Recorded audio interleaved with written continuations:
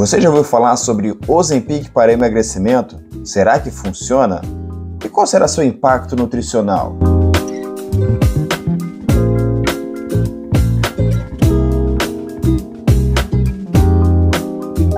Olá pessoal, aqui quem fala é o Nutri Heitor Gomes. Sejam bem-vindos ao nosso bate-papo com o Nutri. Bom, recentemente eu lancei uma pesquisa no meu Instagram, para quem não me acompanha pelo Instagram, @nutri.heitorgomes, que estava falando sobre essas enquetes, sobre qual dúvida vocês têm sobre medicamentos. E os mais falados nas caixinhas que vão aparecer por aqui era sobre Ozempic. Bom, esse nome comercial ficou popularizado pelo nome, porém, o seu princípio ativo é o semaglutida, que é usado comumente para pessoas em tratamento de diabetes. Porém, com o decorrer do tempo, foi percebido que as pessoas que estavam utilizando o semaglutida, ou o Ozempic, as pessoas tinham um efeito colateral de perda de peso.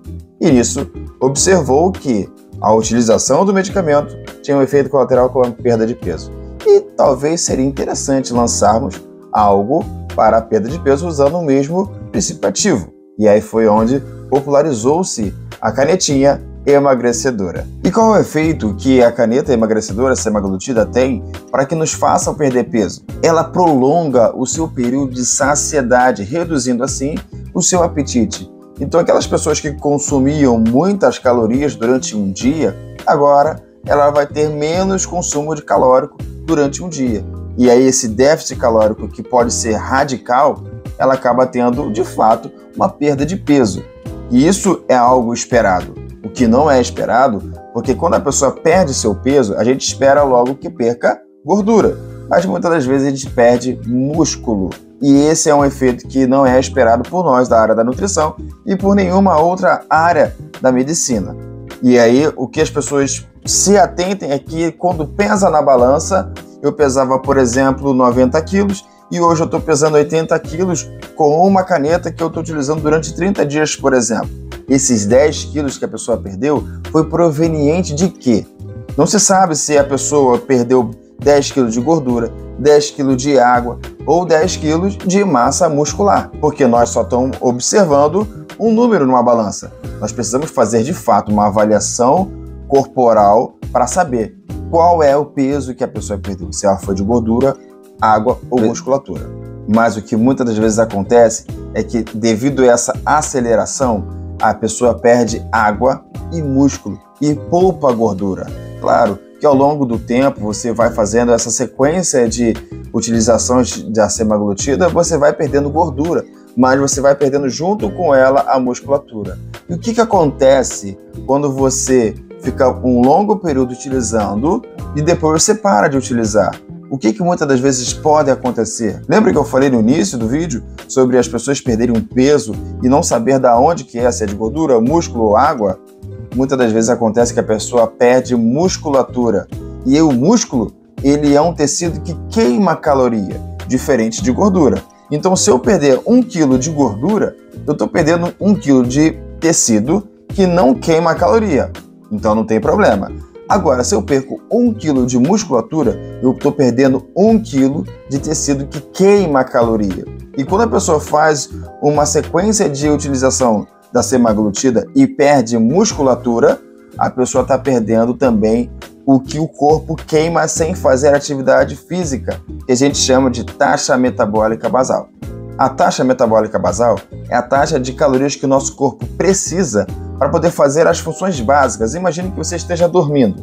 E nesse período que você esteja dormindo, o nosso corpo está queimando caloria para poder fazer com que o nosso coração bata, o nosso cérebro funcione, todas as nossas funções intestinais funcionem, tudo funcione. Isso se chama taxa metabólica basal. Mas desde o momento que eu levanto para poder ir ao banheiro, beber água, o corpo precisa de mais calorias, e aí a gente chama de nível de atividade física.